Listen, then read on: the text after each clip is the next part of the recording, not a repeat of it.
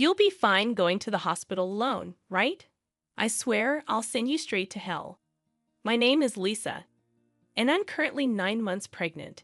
It's my first time giving birth, so while I'm filled with anxiety, I feel truly blessed about welcoming a new member into our family. My husband, David, is a white-collar worker and has weekends off. However, he doesn't offer much support around the house or help with shopping. This is because he usually goes back to his parents' home on weekends. David has a deep bond with his in-laws, and since their home is nearby, he spends almost every weekend there without any specific reason. Since becoming pregnant, I've been cautious about lifting heavy objects. For instance, when buying heavy items like rice, understanding friends often help out. My daily routine starts by waking up early, preparing breakfast for David, and seeing him off to work.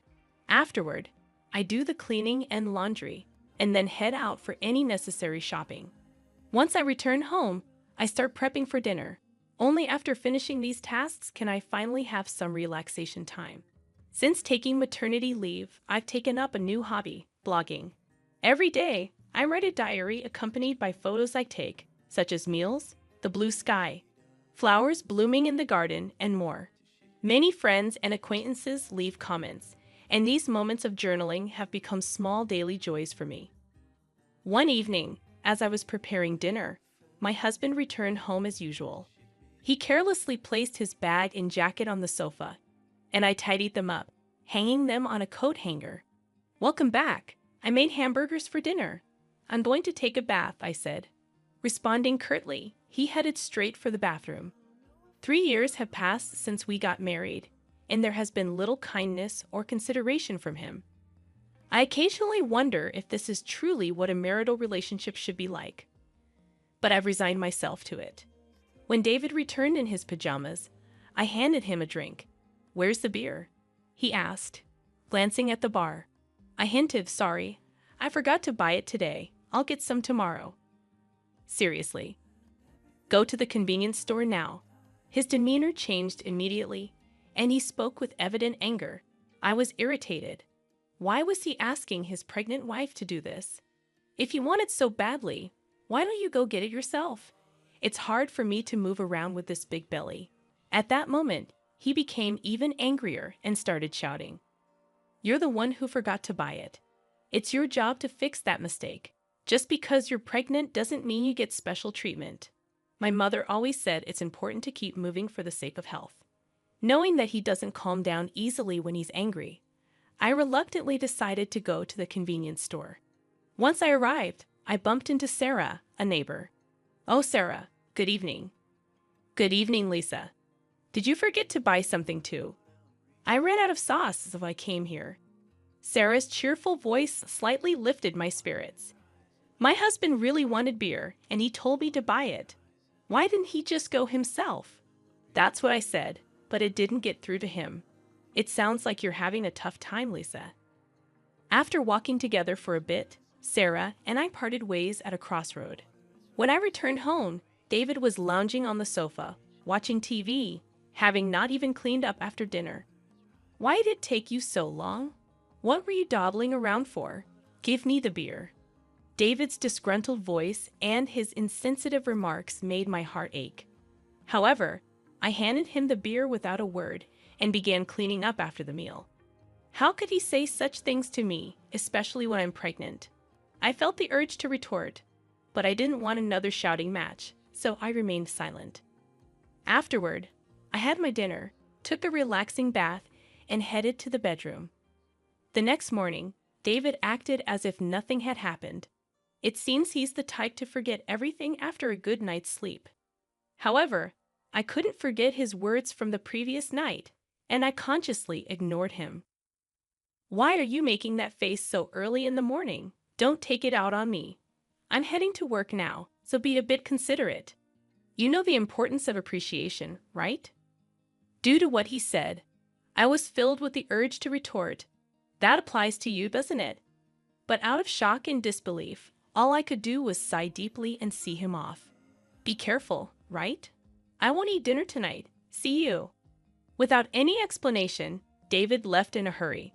After seeing him off, I took care of household chores and went shopping as usual. However, since David mentioned he wouldn't be having dinner, I decided to prepare something simple just for myself. Then, as I was about to start my meal alone in the evening, I heard David's unexpected return and rushed to the entrance. "I'm back. Thanks for your hard work, but you said you didn't need dinner today, right?" "Yeah, but my drinking party got canceled. I'm hungry. You have something to eat, right?" "Well, I only prepared a meal for myself today." Upon hearing this, David's face contorted with anger. "Didn't you even consider the possibility I might come back? This is unbelievable." Saying that, he moved to the dining table, and upon seeing the dinner I prepared, his mood worsened. "What do you call this a meal? I seriously question if you're properly doing your duties as a housewife. Don't waste the money I'm working for." I quickly prepared something for myself. "Please don't get mad like this. Maybe you should learn proper cooking from my mom. Honestly, I've always found your cooking lacking." Again, he always compares me to his mother. Doesn't he realize how hurtful these comparisons can be? "I can't eat this. Go buy something." Hearing this, my heart sank further. What does he think of me? It's already night, and I've taken a bath. Can't you go buy it yourself? Forget it. You forgot to buy beer yesterday, didn't prepare dinner today. It's so frustrating. "I'm going back to my parents' place." David stormed out, and left alone in the house. I strangely felt a sense of relief. The next morning, as I expected, I received an angry call from David's mother. "How can you not serve David a proper meal? This feels like moral harassment, if not worse." I explained what happened yesterday, but she wasn't accepting it. So I apologized and ended the call. After the call, my mood plummeted. Since David wasn't home, I decided to have a leisurely late brunch. However, the thought of David coming back tonight weighed on my mind. Considering yesterday's events, I decided to make tonight's dinner special. I shopped with more care than usual, picking out ingredients and adding David's favorite beer to the cart. I was determined to prepare a dinner that would earn David's praise. I shortened my blog update time a bit to allocate more time to cooking. After dedicating ample time to preparations, the table was set beautifully, as if it was a special occasion. Looking at it, I felt a sense of accomplishment and couldn't help but praise myself.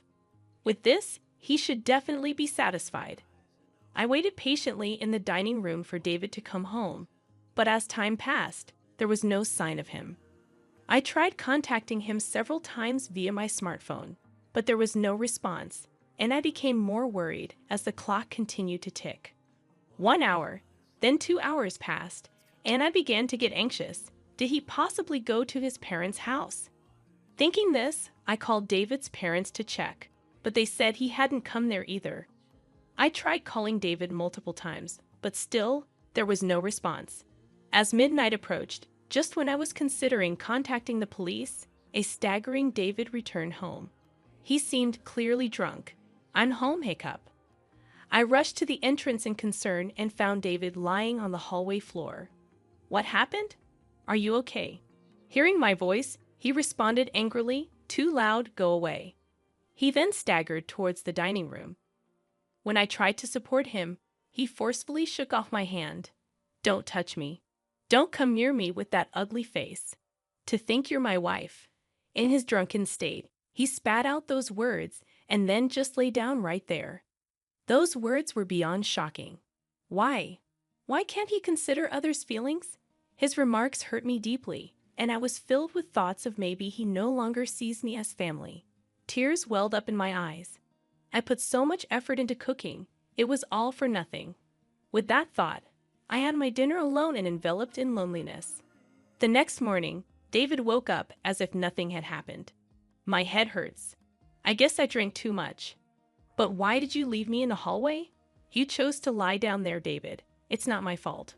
Aren't you my wife? At least take care of me when I'm drunk." David's words made me wonder why he always blames me right away. If you weren't going to eat at home, you could have at least let me know. I had prepared a nice meal, and I called you multiple times. Why didn't you answer? Then David replied nonchalantly, "My drinking party from the day before got rescheduled to yesterday." Do I have to report everything? Besides, you know how hard it is to pick up the phone during a gathering. Think about my situation. With every word David said, my heart got colder and my expectations of him diminished. That way, I won't feel hurt or disappointed anymore. This thought lingered in my mind that I'm taking a break and going back to my parents' home tomorrow. Being with you lately feels unpleasant and boring. Seeing David's attitude of looking down on me made me increasingly consider the option of divorce. Our baby is due soon, and my heart races in anticipation. Even though I've heard stories about the pains of labor from friends, my excitement to meet the new life inside me overshadows those concerns. The neighbors often encourage me with words like, "It's just a little while longer," which brightens my mood. "Hey, want to go on a family trip soon after David returned home?" He made a surprising suggestion. Really? But I'm talking about a family trip. My mom and dad want to join. I was taken aback. Why would parents make such a proposal? Tensions exist between me and David's parents whenever there's an issue concerning David. They tend to blame me, like the previous phone call incident. However, the sudden idea of a trip left me doubtful. I'm about to give birth soon, and traveling a long distance might be a bit risky. David replied, "How many times do I have to tell you? Just because you're pregnant doesn't mean you're sick. My parents are thoughtfully inviting us. But what if something happens? It'll be fine. Everything's already decided. We'll go for 2 nights and 3 days next week." What? Next week is my due date.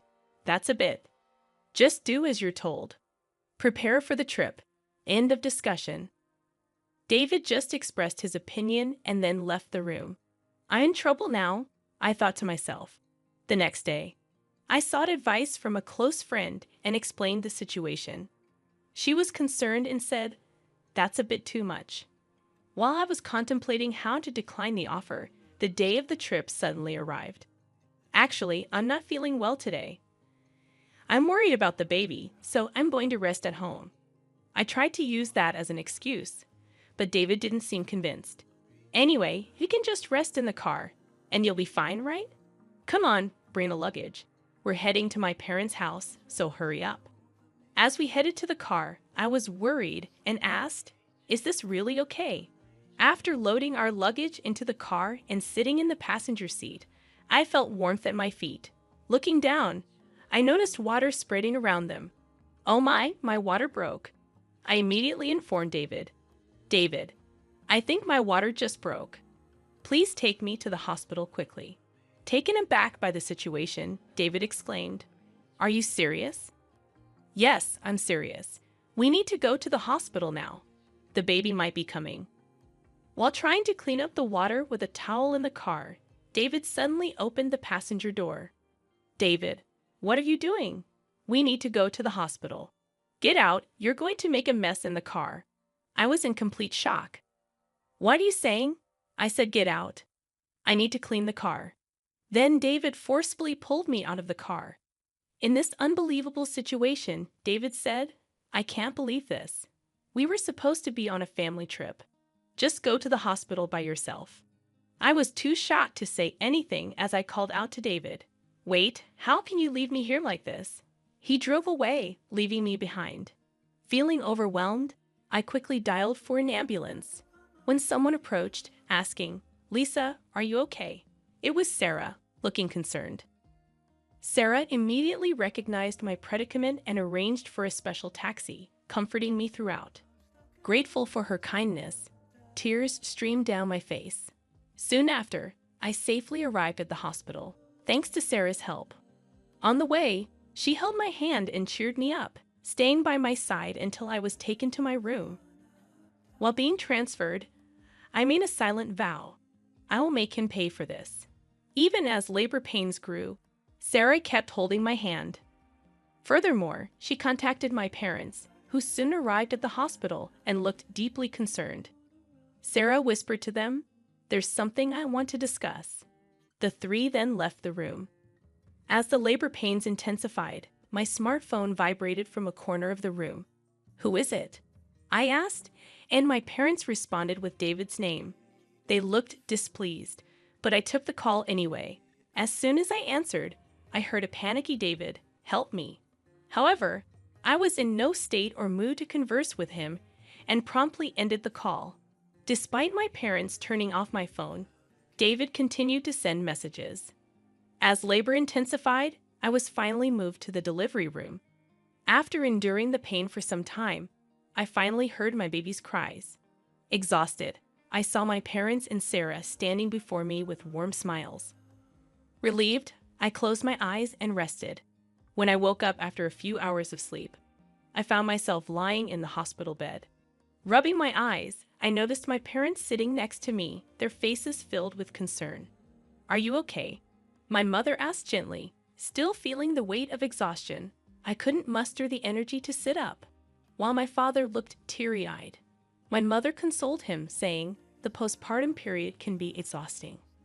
Witnessing this heartwarming scene, a smile formed on my face.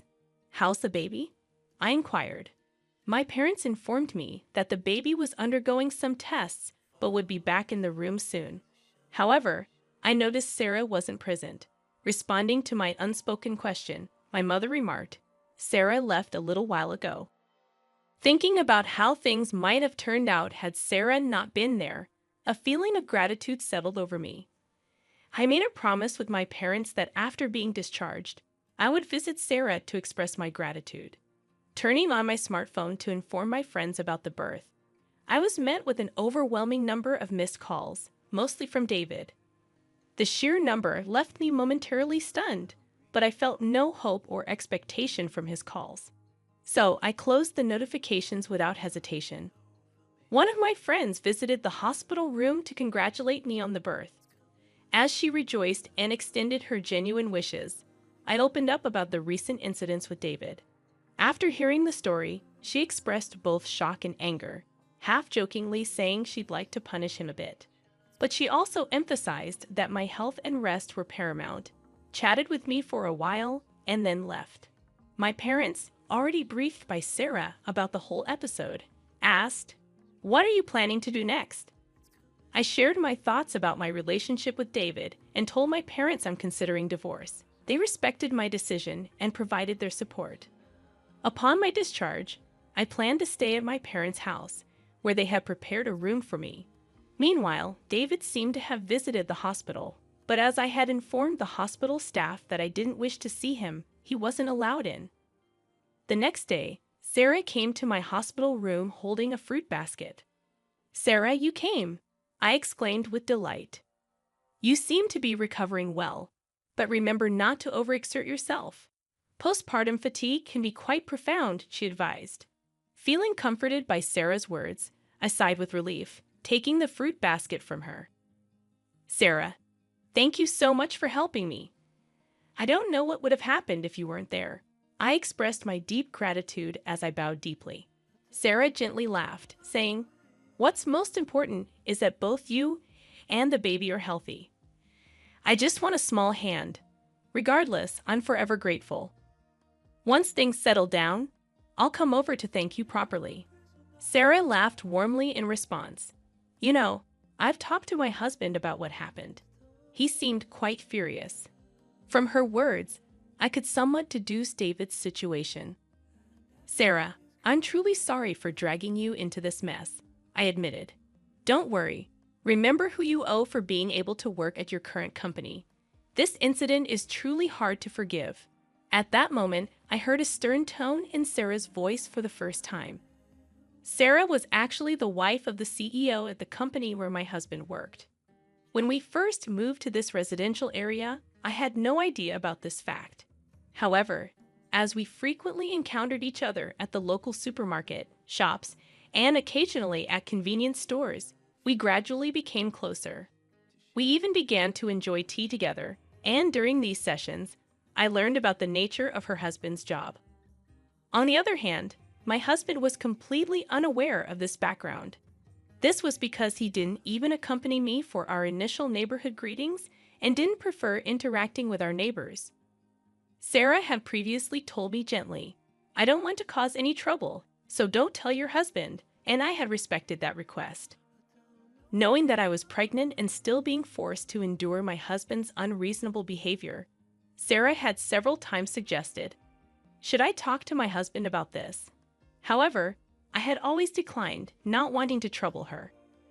But with this recent incident, perhaps even Sarah reached her limit. That's why my husband kept calling Sarah. "I really can't thank you enough for everything." Sarah's strong words made me realize how fortunate I was to have someone who'd go to such lengths for me. I couldn't help but tear up. Seeing my reaction, Sarah once again gave me a warm smile. "Lisa, you're a dear friend to me. I can't just stand by and watch when something like this happens to a friend." Our conversation was filled with heartfelt smiles. However, my husband's messages didn't stop despite the barrage of notifications. Online, I consciously ignored them all. Thinking about the divorce made my mind clear, and all I wanted was to think about how to live my life with my baby. As I was preparing to leave the hospital, a close friend visited my room, handing me her smartphone and saying, "I want you to see this." Displayed on her phone was a post that had become a major topic on a certain social media platform. When I asked what it was about, she informed me that she had posted about my husband's recent actions on social media. My friend had a significant influence on social media with a massive follower count. One day, she received a reply to one of her posts. The follower who replied had, by chance, captured a video of the scene where I was yelled at by my husband after being let out of the car. The follower, wanting to protect my privacy, blurred my face in the video and, with my friend's permission, shared it online. The video spread like wildfire, and as a result, personal details about my husband and even his company were identified. Currently, my husband seems to be under a barrage of criticism online. What? I had no idea it had escalated to this level. My friend, smiling gently, remarked. "Well, they brought it upon themselves, didn't they?" My husband's actions and their consequences were all a result of choices he made. Furthermore, when one of my husband's friends confronted him about the incident, he reportedly excused himself, saying, "I had a prior travel commitment with my parents that day, so I had no choice." Because of this statement, not only my husband, but also his parents began to face criticism online. The story spread even in the vicinity of my in-laws' home, and there seemed to be various topics related to my husband's parents circulating on social media. Suddenly, my phone started ringing. When I checked the screen, it was a call from my mother-in-law. "That's for my mother-in-law." My friend, eyeing the screen of my phone with interest, suggested, "Why don't you pick up and give her a piece of your mind?" However, I was so fed up that I felt no words to do so and decided to ignore it. Before I knew it, the missed calls log was filled with names of my husband, father-in-law, and mother-in-law. Ever since the incident was highlighted on social media, even the hospital staff seemed to be aware of my situation and started offering genuine support. Whether my husband or in-laws came to the hospital or called multiple times, the hospital staff didn't allow any contact with me. As my discharge date approached, I had one pressing worry: whether my husband and in-laws might be lurking outside the hospital. My parents reassured me, saying, "You have nothing to worry about." But the thought of my precious baby being in danger left me anxious. However, that concern was quickly dispelled on the day of my discharge, as my parents were helping me with my belongings. I heard my husband's voice shouting, "Lisa," followed by the loud voices of my in-laws. Suddenly, men in black suits surrounded me, forming a protective barrier. As I tried to understand what was happening, one of the men approached me, gently opening the car door and said, "Don't worry, we're here on Sir's request to protect you." It seemed my parents were already aware of this, as my mom said, smiling, "Didn't I tell you there's nothing to worry about?" Believing her words, I felt relieved and smoothly got into the car. All the while, my husband and in-laws, overwhelmed by the presence of the bodyguards, couldn't come any closer. I can't find the words to express how grateful I am for Sarah supporting me like this. The only thing occupying my mind was how to reciprocate Sarah's kindness. My parents felt the same, saying in unison, "We have to find a way to show our gratitude to Sarah." Although my new life began smoothly and pleasant days continued, the contacts from my husband and in-laws never ceased. I mailed them the divorce papers, but there wasn't even a hint of acceptance. One day, my in-laws called our home. It seems my father answered, and they addressed him with the attitude of, "She became a part of our family, so no matter how she's treated, she shouldn't complain." When my father angrily retorted to their statement, it seems they were taken aback and quickly hung up. While discussing how to handle this with my parents, I decided that seeking professional assistance was the best course of action and resolved to consult a lawyer. Coincidentally, my father was acquainted with a lawyer, and when we explained our situation, he graciously promised to help. I informed the lawyer about the video circulating on social media and detailed past events. When the lawyer reached out on our behalf, my husband was initially taken aback. However, over time, he became defiant. "We'll solve marital issues ourselves. We don't need a lawyer," he argued in a fled tone. However, the lawyer calmly responded, "I'm acting upon Lisa's request. Any future communication should be directed to me. It's up to Lisa, my client, to decide whether or not she wants to involve a lawyer." My husband was at a loss for words, though initially refusing to divorce. When mediation and the possibility of a court case were suggested, the word court seemed to shake him, and he reluctantly agreed to the divorce. I have no interest in the child and have no intention of seeing them in the future, so I don't see why I should pay child support. As for property distribution, I did nothing wrong, he claimed irrationally. The lawyer calmly explained from a legal perspective, but my husband still seemed unconvinced. "In that case, it seems we'll meet in court," the lawyer suggested. My in-laws, who were listening nearby, appeared to panic and immediately agreed. When I was informed of this by the lawyer, I was shocked that I had ever married such a man.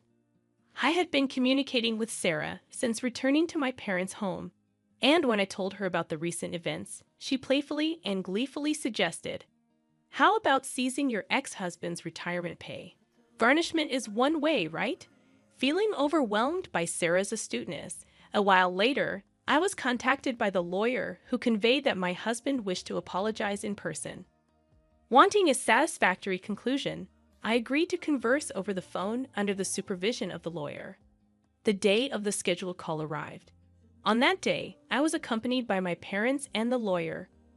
From the other end of the line, I heard, "Finally, you answer. Apologize now, and I'll forgive you. So come back home. Let's be a couple again. The house is a mess. I might lose my job, and everyone's looking at me coldly. All of this is your fault, so take responsibility." He continued to bombard me with accusations. Without being overwhelmed, I calmly chose how to react. When he said, "See, you can't even reply properly, truly a woman with no redeeming qualities," I finally responded, "Just so you know, this conversation is being recorded. I'll keep it as evidence. Goodbye." Hearing this, my husband's voice revealed his shock. "Wait, you recorded it? That's not fair, right?" I was joking. "I'm sorry. I can't live without you. Let's start over. We truly loved each other, right? I promise I'll try harder from now on." After hearing those words, I immediately hung up the phone. With the recorded data in hand, I handed it to the lawyer and asked, "Can you utilize this audio as evidence?" Shaking his head in disbelief, the lawyer remarked, "He truly is an incorrigible man." My parents, feeling the same as me, had firmly decided to sever ties with him. Seeing his behavior filled them more with astonishment and disappointment than anger. At some point, I realized I was slightly enjoying this drama, clinging to the little devilish side of me that emerged. The divorce procedures with my husband concluded smoothly. Both the property distribution and child support agreements went forward without a hitch, and the turmoil began to subside. Due to the information Sarah shared with her husband, the president of my ex-husband's company, he was promptly disciplined. The president, known for his family-oriented values, believed that an employee who couldn't protect his family couldn't be trusted by the company. David lost his job, couldn't make housing loan payments, and returned to his parents' home. His reputation was tarnished by the viral video, and he struggled to find stable employment, barely making ends meet with short-term part-time jobs. Rumors spread about his parents too, and according to reports from Sir's friends in the neighborhood, they seemed to live in perpetual unease. The cold societal judgment they faced, which exceeded my expectations, made me think that, surprisingly, this ostracization might be harder for them than any legal repercussions. With most matters settled and my health recovering, my parents, my baby, and I visited Sarah's home to express our gratitude. Both Sarah and her husband seemed genuinely happy and doted on my baby, making us feel warm and welcomed. After that, Sarah and my mother became close friends. Similarly, Sarah's husband and my father got along very well, and our families grew close. Furthermore, Sarah and her husband's son was around my age, and to everyone's surprise, our relationship began to develop in an unexpected direction. A few years later, the idea that I might actually become a part of Sir family was something no one could have ever predicted. Life truly is full of surprises.